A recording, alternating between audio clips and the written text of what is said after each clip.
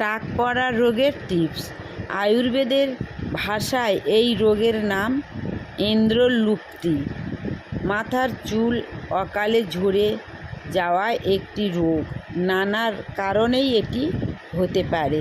শুধু মাথাতেই টাক রোগ হয় না, ভুরু, গোঁফ, গালের দাড়ির স্থানেও হতে পারে। ইন্দ্রকীট নামক পোকা মাথা বা শরীরের লোমশ জায়গা থেকে লোম তুলে ফেললে সেই জায়গা লোমহীন হয়ে যায়। এই অবস্থায় মাথায় হলে বলে টাক পড়েছে। পরিণত বয়সে বা বংশগত কারণে স্বাভাবিকভাবেই মাথার চুল ঝরে গিয়ে টাক পড়তে পারে। সেক্ষেত্রে টাকের জায়গায় নতুন করে চুল গজানোর কোনো ঔষধের দ্বারাই সম্ভব হয় না। তবে অল্প বয়সে বা অকালে টাক পড়লে তা রোধ করা এবং টাকের জায়গায় নতুন চুল গজানো উপযুক্ত ঔষধি প্রয়োগে সম্ভব হতে পারে। এক্ষেত্রে চিকিৎসায় ডুমুর পাতা দিয়ে টাক ঘষে কুচ ফলের বা মূলের বাটা কিংবা জবা ফুলের কুঁড়ি বেটে প্রলেপ দিলে টাক পড়া রোধ হয়, টাকেও চুল গজায়।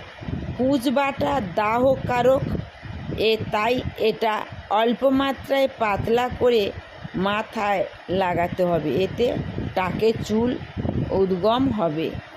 টিপস 2, ভেলা, কুচমূল, বিহতি, কুচফল বেটে টাকের স্থলে প্রলেপ দিলে টাক ভালো হয়ে যাবে। আবার 3, হাতির দাঁতের ভস্ম, সর্ষের তেল মিশিয়ে প্রলেপ দিলে টাকে নতুন চুল গজায়। আর মেটে সিঁদুর লাগালেও টাকে চুল গজায়। আরও একটা টিপস, বাঁশের গোড়া পুড়িয়ে ছাই করে তেলের সঙ্গে নেড়ে নিয়মিত মাথায় ঘষে ঘষে লাগালে টাক পড়া বন্ধ হয়।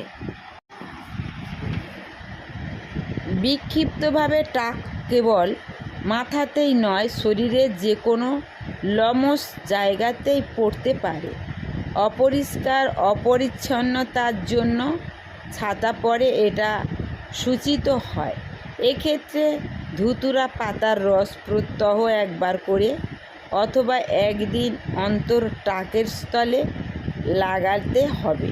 ধুতুরার পাতার রস ব্যবহার করলে যদি মাথার যন্ত্রণা অনুভব হয় তাহলে সেটা ব্যবহার বন্ধ করে অন্য যোগ ব্যবহার করতে হবে।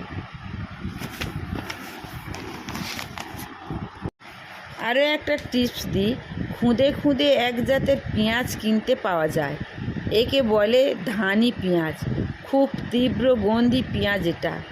এই পেঁয়াজের রস লোমহীন জায়গায় লাগিয়ে পরে গোলমরিচ ও সৈধম্ব লবণ সিন্দুক লবণ একত্রে বেটে সেটা লাগাতে হবে। এভাবে কয়েকদিন পর পর ব্যবহার করলে নতুন চুল গজাবে। তাহলে দেখো, আরও মাথার খুশকি হলে, অকালে টাক পড়লে নিশিন্দা পাতার রস পাক করে সর্ষের তেল ব্যবহার করলে খুশকি দূর হবে এবং অকালে টাক পড়া বন্ধ হয়ে যাবে। তাহলে এইভাবে বন্ধুরা আমি তোমাদের আরও টিপস দেবো নিত্য নতুন। সাবস্ক্রাইব, কমেন্ট, শেয়ার করো। চুলেরও টিপস অনেক আছে, তোমাদের যেটা ভালো লাগবে বা যেটা তোমাদের হাতের কাছে থাকবে সেটাই তোমরা ব্যবহার করবে। যে কোনো একটা ব্যবহার করলেই চলে যাবে। আমার সঙ্গে থেকো।